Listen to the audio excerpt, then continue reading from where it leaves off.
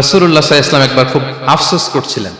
তিনি যখন শুনতে পেলেন যে বনী ইসরাইলের অনেক অনেক লোক হাজার বছর হায়াত পেত, তারা শত শত বছর ইবাদত করত, শত শত বছর তারা জিহাদ করত, তখন তিনি আফসোস করে বললেন, হায় রে, আমার শেষ সময়ের উম্মতের কি হবে?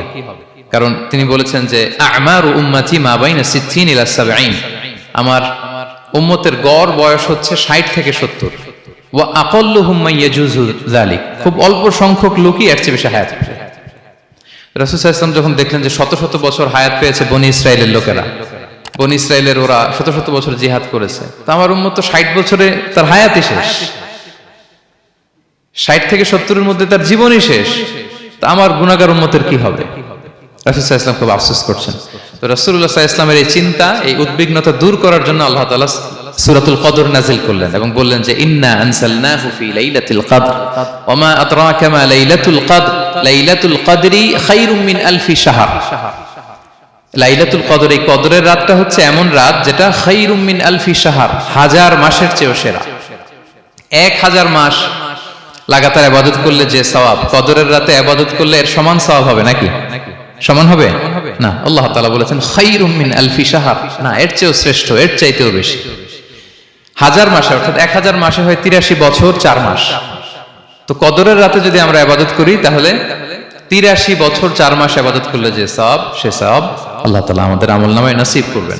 তো আমরা যেন এই কদরের রহমত বরকত থেকে যেন আমরা বঞ্চিত না হই।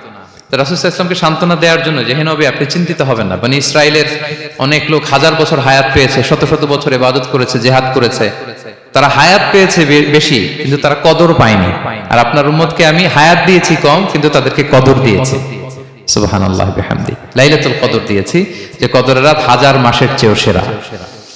তো এই কদরের রাতকে আবার লাইলাতুন মুবারাকাও বলা হয়েছে। ইন্না আনসালনাহু ফি লাইলাতিন মুবারাকা, এটা বরকতময় রাত। ফিহা ইউফরাকু কুল্লু আমরিন হাকিম, সব বিজ্ঞচিত প্রাজ্ঞচিত বিষয়ের ফয়সালা হয়। এটা বেসিক্যালি একটা বাজেট রাত বলা যায়। এই রাতে আগামী 1 বছরে আমাদের কি ঘটবে না ঘটবে আল্লাহ তাআলা এটার বাজেট করেন, এটাকে রিভাইজ করেন। সো এই রাতটা অনেক গুরুত্বপূর্ণ। তো এই কদরের রাত, এটা কবে?